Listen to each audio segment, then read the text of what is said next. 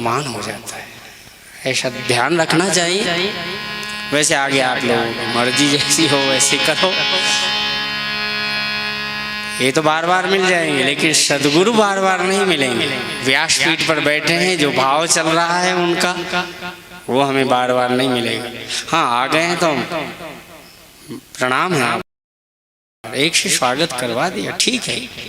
ये ऐसा वशिष्ठ जी महाराज चाहते तो अपने ही करने लगते ना, लेकिन श्रृंगी ऋषि वशिष्ठ बुला सदगुरु को, संत को, पुत्र काम शुभ यज्ञ करावा। जैसे गुरु को समर्पण दे दिए, फिर गुरु महाराज अपने अनुसार ऋषि महर्षियों का स्वागत कर रहे हैं। उसमें आपका ही सम्मान ज्यादा होगा, पवित्र भाव से। जैसे माता जी तो दान देना चाहती है, लेकिन कहते महाराज मेरे को आशीर्वाद भले ना दो, ये 2 वर्ष का बेटा है, इसके हाथ से रखवाएगी। इतना कोमल और भावना और करुणापूर्ण निर्विकार महाराज इसको आशीर्वाद। इस सदगुरु वह पवित्रतम भाव है। आइए संक्षिप्त में आगे बढ़े। यज्ञ किया है, आहुति भगति सहित मुनि आहुति दीनी, प्रगटे अग्नि चरु कर लेनी। और जो वशिष्ठ कछु हृदय विचारा, सकल काज वा सिद्ध तुम्हारा। सदगुरु का संकल्प, सदगुरु जब संकल्प संत को उस भाव से देते हैं तो संत की शक्ति सदगुरुओं को के पास समर्पित हो जाती है। आपको लेना नहीं आता। इसलिए तो एक बार अभी विश्वामित्र जी जब आए ना, तो विश्वामित्र जी कहने लग गए, अनुज समेत देहु रघुनाथा, निश्चर वदमय हो वसनाथा। दशरथ जी ने क्या कह दिया? कहते नहीं महाराज, सब सुत प्रिय मोहि प्राण की नाई, राम देत नहीं बनत गोसाई।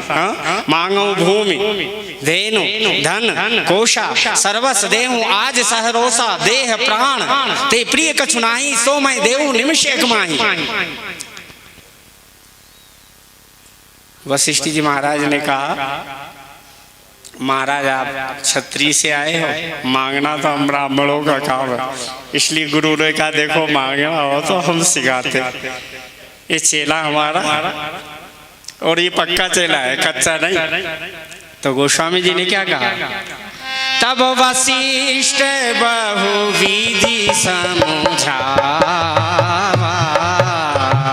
तब वशिष्ठ बहुविधि समझावा, नप संदेह नाश कह पावा। अरे भैया, माताओं के तो वैसे बुढ़ापा और पाँव दर्द कर रहे, ज़्यादा हम परेशान नहीं करें, 10 मिनट और सुन लो, क्या करना। वैसे मन तो ये था कि आज धनुष यज्ञ तो हो ही जाए, जैसा तैसा तोड़ दो, भगवान को पहुँचाए दे जनकपुर में। बाद की कथा तो फिर ही कर लेंगे।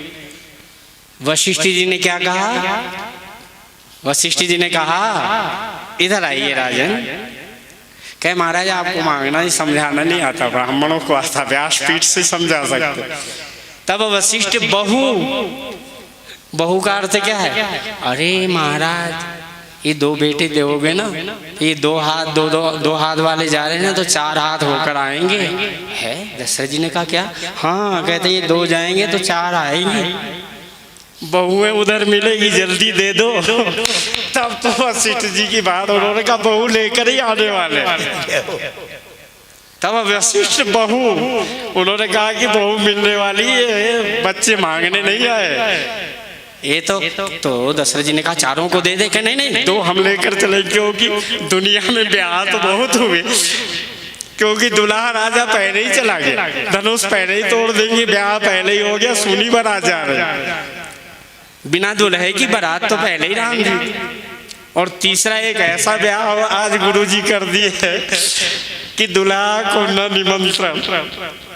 वैसे निमंत्रण तो था, रुक्ष्मणी जी ने पत्र भेजा, दुल्हा अपने आप बिना बुलाए। वैसे ससुर जी भी चाहते थे कि मेरी बेटी श्री कृष्ण को भी, बड़े भाव से।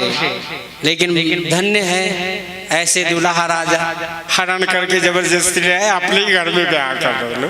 अरे ससुराल में ब्याह हो तो ज्यादा ठीक है, लेकिन कन्हैया कहते हैं कि जहाँ ब्याह हो जाए वहीं पर ठीक है। लेकिन पहला ब्याह हमारे राम जी पहले ही पहुंच गए, ब्याह पहले ही हो गया, बाद में बारात जा रही। शंकर जी की बारात सब आगे, दूल्हा पीछे। और शंकर जी की बारात में सबको पहले खिला दिया भोजन वोजन। कहते नहीं तो ये भूत प्रेत हमको खाना शुरू कर देंगे, इसलिए इनको पहले प्रज्वलित करा दो, बाद में परिचन अर्चन। इसलिए बारातियों को पहले आगे लेकर गए थे भगवान विष्णु के, हमको जनवासा वगैरह मिल जाए, नहीं तो इनके भूत प्रेतों को देखकर हमारा कोई स्वागत ही नहीं करेगा। इसलिए भगवान विष्णु पहले ही आगे चले गए थे। उन्होंने कहा हम पहले चले, हमारा स्वागत जनवासा में आराम करेंगे, बाद में बोले बाबा जैसा हो न हो, इसके बाकी में आराम। हम तो मजाक कर लिए भगवान शंकर जी से, बड़े भाव से आगे। दशरथ जी महाराज यज्ञ करवाया और प्रगटे अग्नि चरु कर लीनी। तो दशरथ जी ने तीनों रानियों को बुलाए और अर्धभाग यानी 1/2 आधा तो कौशल्या को